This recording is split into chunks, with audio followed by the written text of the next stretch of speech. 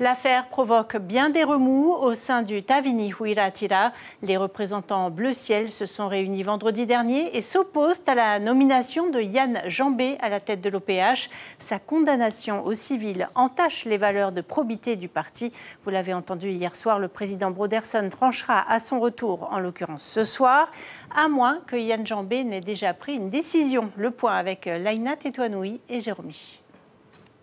C'est dans les médias que les élus de la majorité ont appris la nomination de Yann Jambé, le nouveau directeur de l'Office polynésien de l'habitat. Pour le Tavini, ce n'est pas sa personne qui est en cause, c'est sa condamnation au civil qui lui porte préjudice.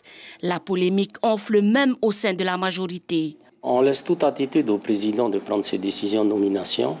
Mais lorsque les décisions qui sont prises sont quelque peu malmenées avec les règles d'éthique du parti, il est tout à fait normal que le groupe majoritaire à l'Assemblée d'abord et ensuite le comité directeur du parti se lève pour poser des questions et avoir des réponses sur ces décisions qui sont prises lorsqu'elles ne sont pas conformes à l'éthique du parti. Yann Jambé est aux commandes de l'OPH depuis seulement 14 jours et sa nomination divise le groupe Tavini Huiratira, constate Nicole Sanker.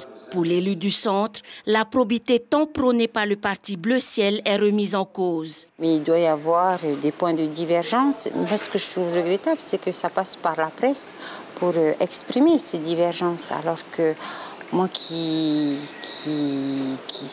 était dans des partis et qui aujourd'hui même gère un parti, en général, ce genre de désaccord se règle en comité de majorité, en conseil politique et non pas via les médias.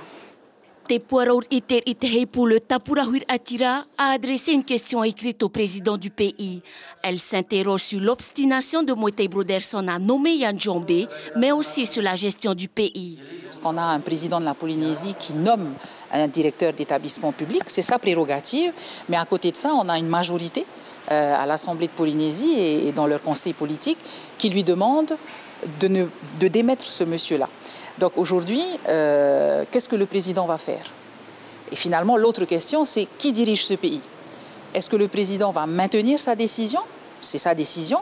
Ou est-ce qu'il va se plier à la décision de sa majorité et du président donc historique, M. Oscar Temaru?